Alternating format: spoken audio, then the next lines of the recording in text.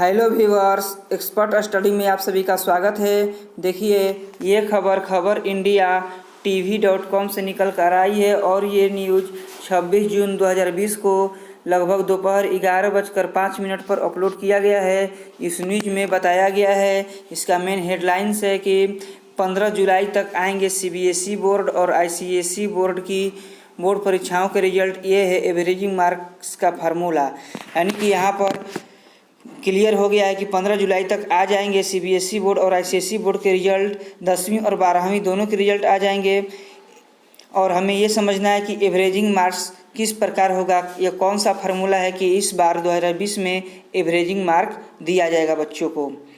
तो चलिए पूरी खबर जानते हैं। न्यूज़ में बताया जा रहा है कि इस साल बोर्ड परीक्षाएं देने वाले छात्रों के लिए बड़ी खबर है।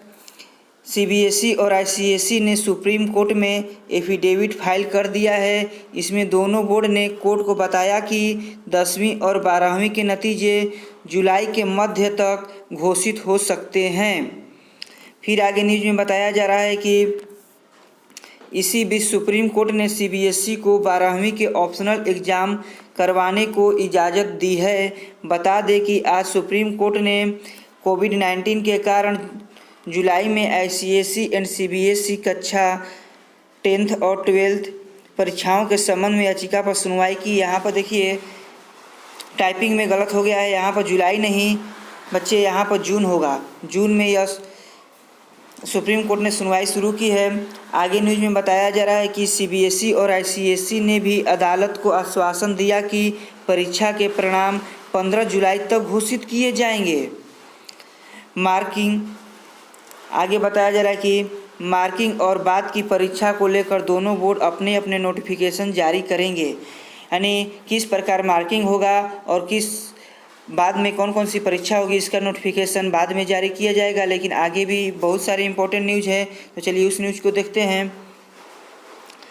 अभी न्यूज़ में बताया जा रहा है कि सुप्रीम कोर्ट के अलावा किसी भी हाई कोर्ट में इस मामले की सुनवाई नहीं होगी। सुप्रीम कोर्ट ने ये स्पष्ट रूप से कह दिया है कि इन मामलों की सुनवाई किसी भी हाई कोर्ट में नहीं किया जाएगा। CBSE ने कहा कि 10वीं की बची हुई परीक्षा पूरी तरह से रद्द कर दी गई है, जबकि 12वीं की परीक्षा भी रद्द है। लेकिन जो बच्चे बची हुई परीक्षा को देना चाहेंगे उन्हें हालात सामान्य होने पर मौका दिया जाएगा। यानी कि यहाँ पर क्लियर रूप से CBSE के द्वारा कहा जा रहा है कि 10वीं और 12वीं की परीक्षा रद्द हो गई है, लेकिन बचे हुए परीक्षा को जो परीक्षार्थी देना चाहेंगे उसे मौका दिया जाएगा हालात सामान्य होने पर।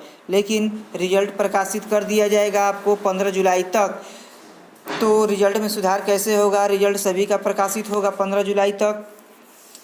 अब जो बच्चे पुनः परीक्षा देंगे हालात सामान्य होने पर उनका पुनः मार्किंग होगा और रिजल्ट उनका संशोधित करके दिया जाएगा।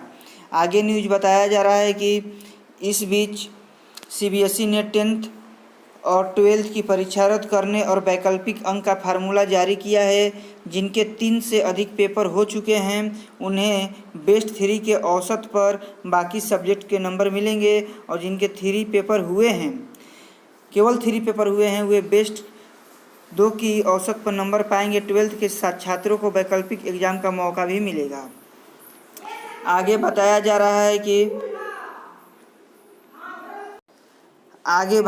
रहा है कि सुनवाई के दौरान ICSE बोर्ड के वकील जयदीप गुप्ता ने कहा कि वे कक्षा 10 के छात्रों को बाद में परीक्षा लिखने का विकल्प दे सकते हैं। ऐसा CBSE में भी कहा गया है। उन्होंने कहा कि मैं CBSE का हलफनामा देख चुका हूं, हमारा हलफनामा कमोबेश वैसा ही है। देखिए CBSE और ICSE दोनों का हलफनामा वैसा ही है। 10th और 12th के छात्रों को बाद में मौका दिया जाएगा जो बच्चे परीक्षा देना चाहेंगे, लेकिन एवरेजिंग मार्क्स का उसका फार्मूला CBSE से अलग है। यहाँ पर परीक्षा देने का मौका दोनों बोर्ड ने फैसला किया है जो बच्चे देना चाहेंगे, लेकिन एवरेजिंग मार्किंग का जो फार्मूला है वो दोनों बोर्ड का अलग अलग है। CBSE द्वारा घोषित प्रक्रिया के अनुसार चाहे क्लास 10वीं हो या 12वीं हो, जिन बच्चों की सभी परीक्षाएं हो चुकी है उनका परिणाम उन्हीं परीक्षा पत्रों की जांच के आधार पर होगा।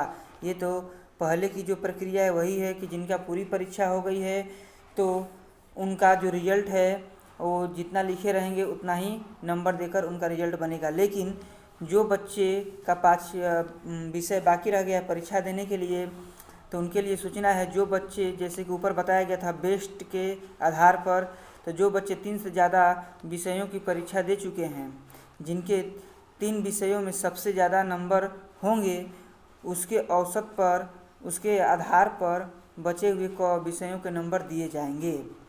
ये 3 विषयों से अधिक वाला था। अब है कि जो बच्चे सिर्फ 3 विषयों की परीक्षा दे पाए हैं तो जिनके 2 विषयों में सबसे ज़्यादा नंबर होंगे उनके औसत के आधार पर बचे हुए विषयों के नंबर दिए जाएंगे। एक नियम है 3 से ज़्यादा विषय का, 3 से ज़्यादा में यानी कि वो 4 सब्जेक्ट का परीक्षा दे चुके हैं तो 4 में से किसी 3 का बेस्ट जो नंबर होगा उसी बेस्ट नंबर के आधार पर बाकी विषयों का मार्किंग किया जाएगा और जिसका कम होगा उसको छोड़ दिया जाएगा।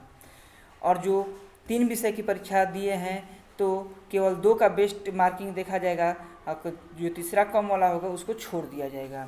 बहुत ही अच्छा प्रक्रिया है।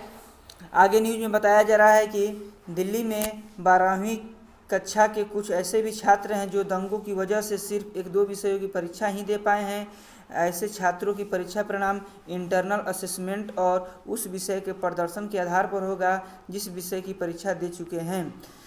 यानी कि तो लॉकडाउन के चलते ऊपर जो भी प्रक्रिया बताया गया है मार्किंग का प्रक्रिया, वो लॉकडाउन के चलते जो परीक्षा रुका गया उसका प्रक्रिया था। लेकिन दिल्ली में दंगा की वजह से जिसकी परीक्षा रुक गया है उनका जो रिजल्ट है इंटरनल असेसमेंट असाइनमेंट के आधार पर होगा और जिस विषय का परीक्षा हो गया है उस विषय के आधार पर होगा।